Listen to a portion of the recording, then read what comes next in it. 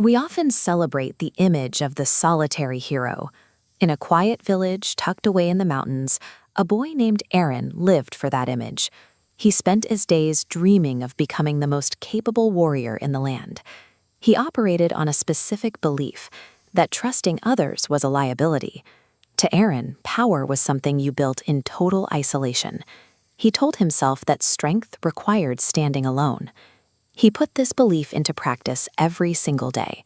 He pushed his body to its breaking point, swinging his sword for hours under the burning sun to ensure he worked harder than everyone else.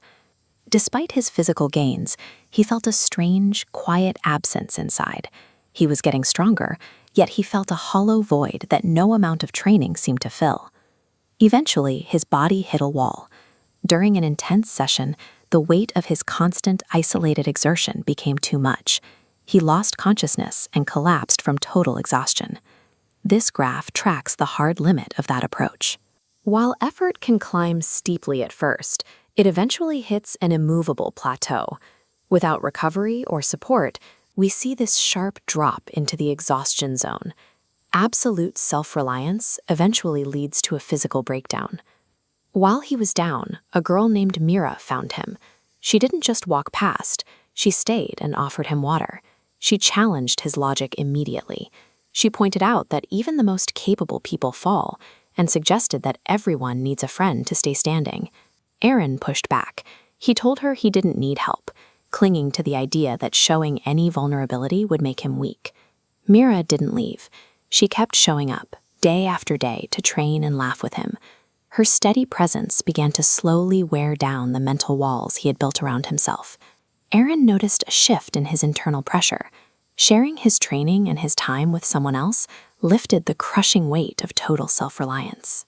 This perspective was tested when a shadow beast leaps from the darkness to attack the village, a threat far beyond anything he had trained for. Aaron reacted by falling back on his old habits. He drew his sword and rushed out to face the creature entirely on his own. He fought with everything he had, but the scale of the monster was too great. He was thrown to the ground, injured and unable to stand back up. Staring up at the beast, he saw the reality of his situation.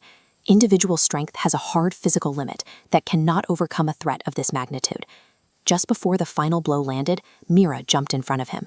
She stood between Aaron and the beast, proving he wasn't facing the crisis alone. When they stand together, the math changes. Aaron's physical power and Mira's courage overlap to create a larger pool of resources. This combined energy expands rapidly, breaking through the dotted line marking the edge of what Aaron could achieve alone. Together, they struck at the same time. Their combined effort gave them the power they needed to finally defeat the monster. The victory showed that working together produces a result that a single person simply cannot reach, no matter how hard they train. They watched the sunrise from a quiet hill the next morning.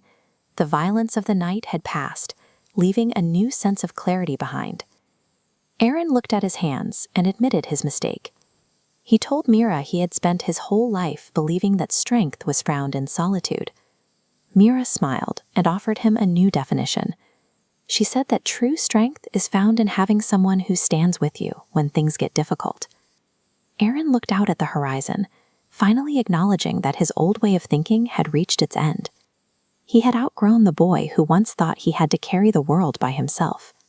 He realized that friendship is a rare asset. It is a durable form of protection against a world that is far too big for any one person to face alone. Thanks for watching Phoenix Kids. See you next time.